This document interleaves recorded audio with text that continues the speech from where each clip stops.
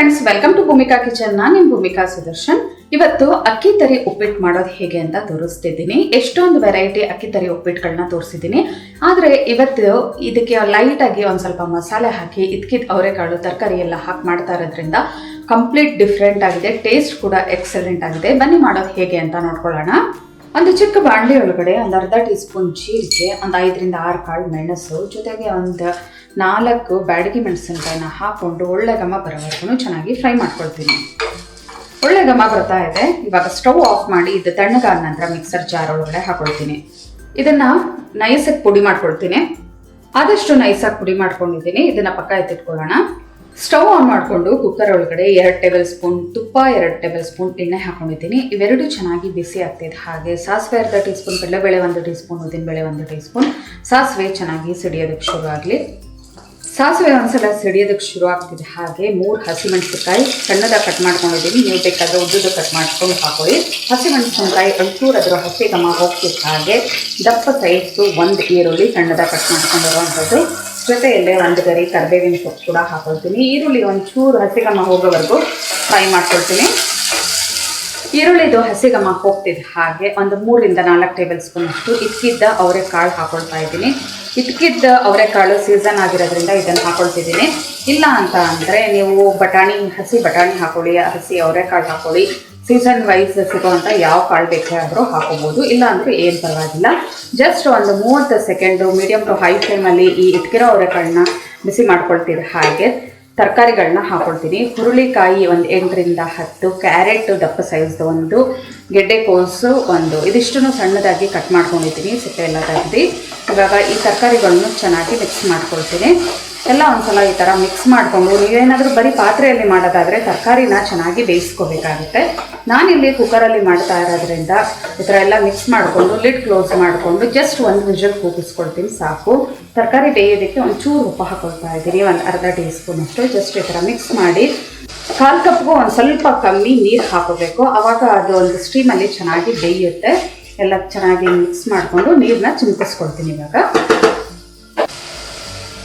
ನೋಡಿ, ತುಂಬ ಜಾಸ್ತಿ ಹಾಕ್ತಾ ಇಲ್ಲ, ಇಷ್ಟೇ ಹಾಕ್ತಾ ಇರೋದು. ಜಸ್ಟ್ ಒಂದು 2 ಟೇಬಲ್ ಸ್ಪೂನ್ ಹಾಕಿದ್ರೆ ಸಾಕು.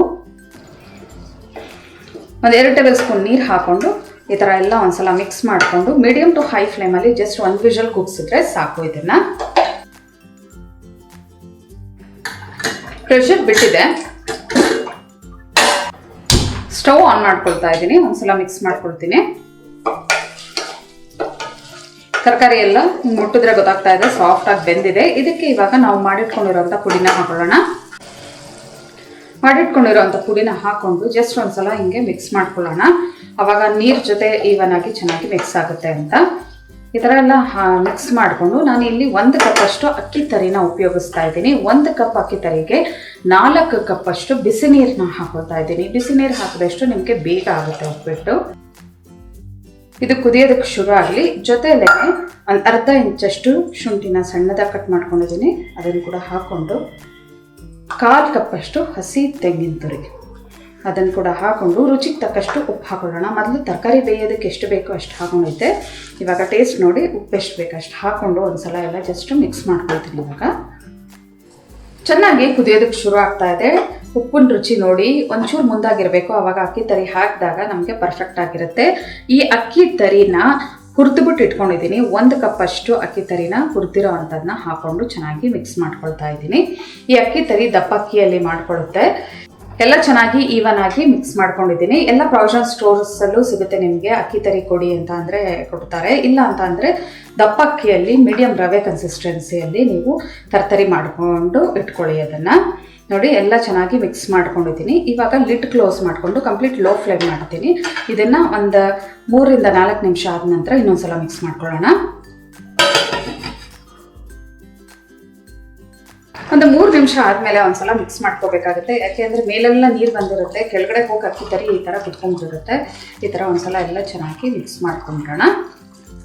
ನೋಡಿ ಎಲ್ಲ ಚೆನ್ನಾಗಿ ಮಿಕ್ಸ್ ಮಾಡ್ಕೊಳ್ತಿದ್ದೆ. ಹಾಗೆ ಕನ್ಸಿಸ್ಟೆನ್ಸಿ ಹೇಗೆ ಥಿಕ್ನೆಸ್ ಆಯಿತು ಅಂತ ಅಂದ್ಬಿಟ್ಟು ಕೊನೆ ಎಂಡಲ್ಲಿ ಇವಾಗ 1 ಟೇಬಲ್ ಸ್ಪೂನ್ ಅಷ್ಟು ತುಪ್ಪ ಹಾಕೊಳ್ಳಿ. ತುಪ್ಪ ಹಾಕಿದಷ್ಟು ನಿಮಗೆ ಯಾವುದೇ ಒಂದು ಅಡುಗೆಗಾಗಲಿ ರುಚಿ ಜಾಸ್ತಿ.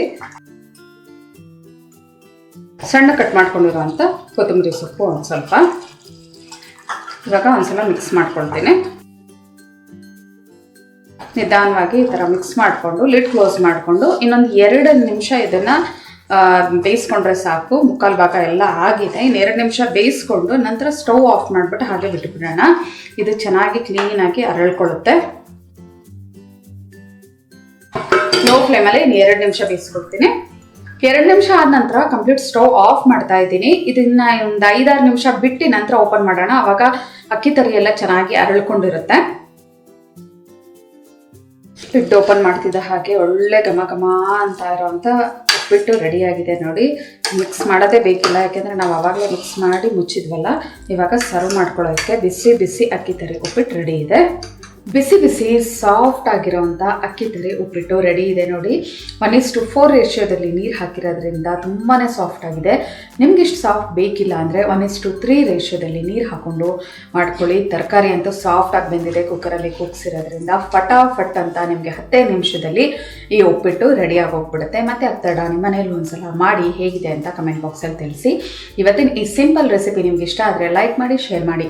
ಯಾರೆಲ್ಲ ಇನ್ನೂ ಭೂಮಿಕಾ ಕಿಚನ್ಗೆ ಸಬ್ಸ್ಕ್ರೈಬ್ ಆಗಿಲ್ಲ ದಯವಿಟ್ಟು ಸಬ್ಸ್ಕ್ರೈಬ್ ಆಗಿ. Thanks for watching.